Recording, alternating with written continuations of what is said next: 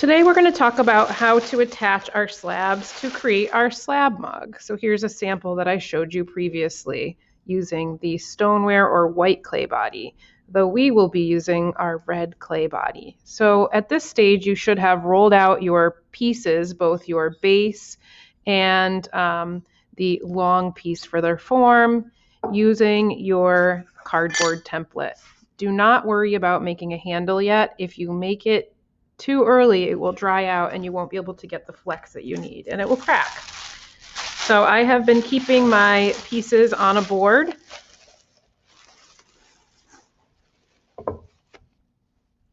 Wrapped in saran wrap. I actually wrapped mine up in a towel today because it got very, very dry.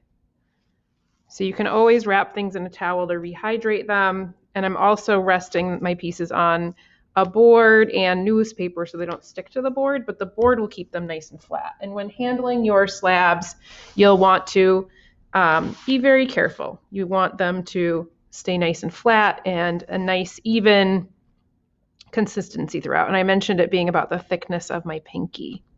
So I'm going to carefully set this slab aside and I'm going to start attaching to my base. So I'm going to put my base piece right on my board. It's about a wet leather hard, so I can flex it, but when I touch it, I'm not leaving big fingerprints, so I can handle it without, wrecking the shape.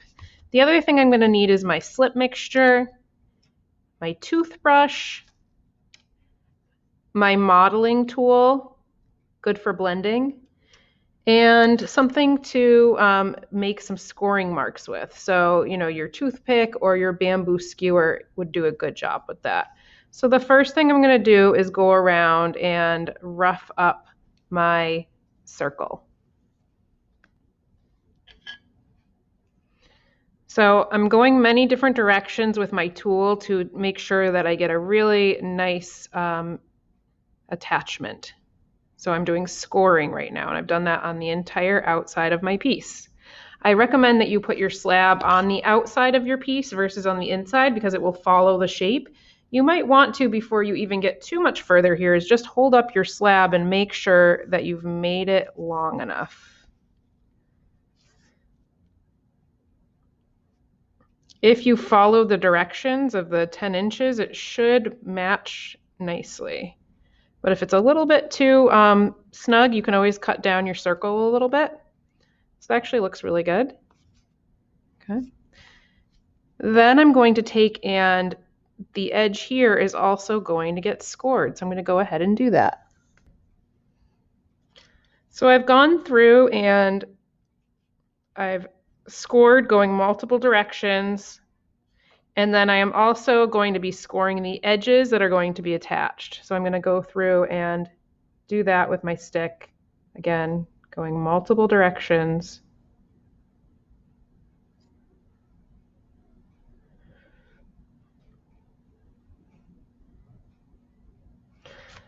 The next thing I'm going to do is get my slip and take a little bit on my toothbrush, or you can use your finger, and I'm going to apply a generous amount to my base.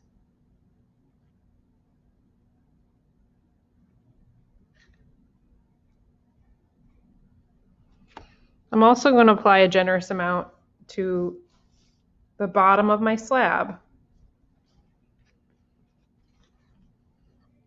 And then very carefully attach the two. Oh, and I almost forgot, I've got to put some on my joint.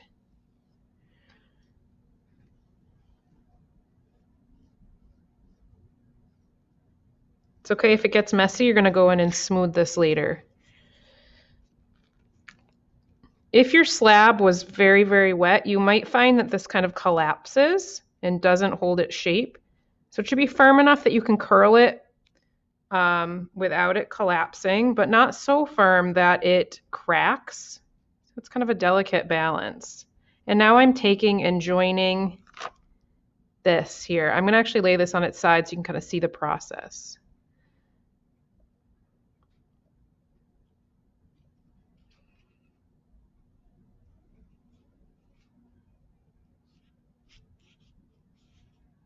Kind of pushing down the bottom a little bit so I don't get too much of a bell shape.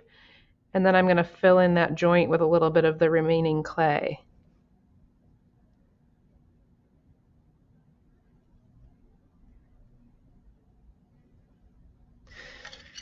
You might also want to take your smoothing tool and smooth over that joint.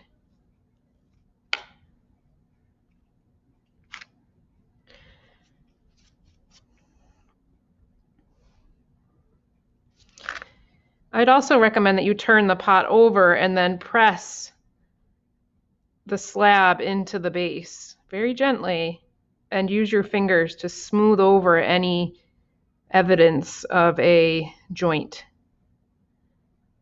And that will also help to reinforce the piece.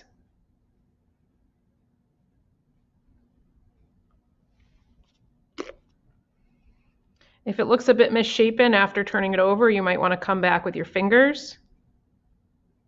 Okay. The next thing I would like to do is roll a slab to insert into the bottom of the piece. And so I'm going to take a little piece of clay from my bag and I'm going to roll this into a thin snake. It's actually got to go a bit thinner using 2 hands.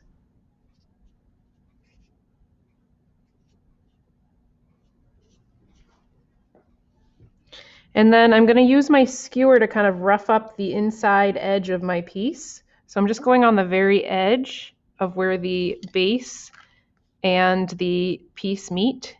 And I'm going to put this coil. But before I do that, I'm going to take a little bit of my slip and put it on the inside edge.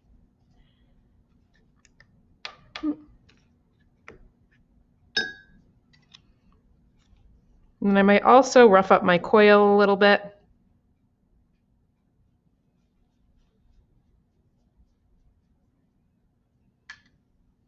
And place that inside.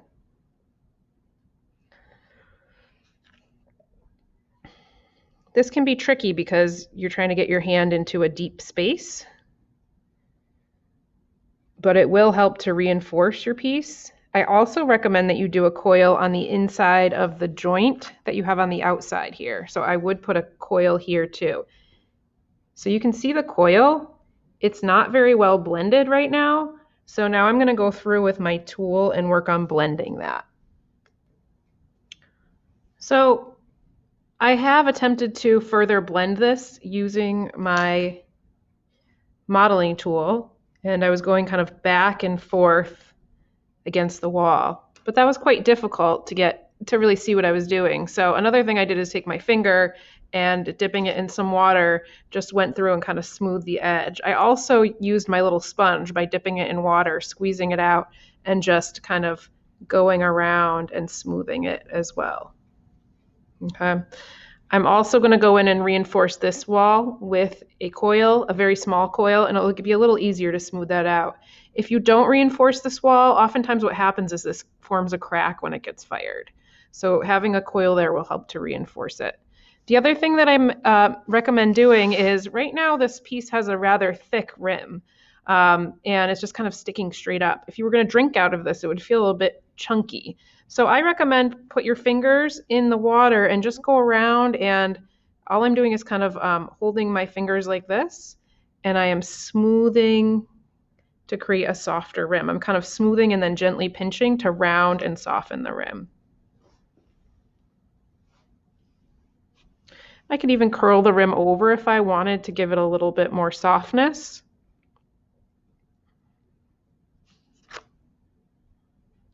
Okay, this has got a little bit of paper stuck on it, but from my newspaper, but it's not a big deal, it'll fire off. I can even take my sponge and use that to also smooth the rim.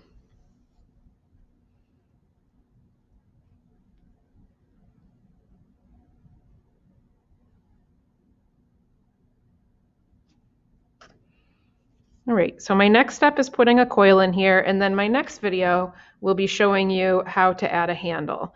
But again, before you add a handle, make sure you have done everything that you want with the form, which includes smoothing the outside, smoothing the inside, reinforcing any joints on the piece, if you have any little cracks, going through and smoothing those as well. And then you do surface decoration.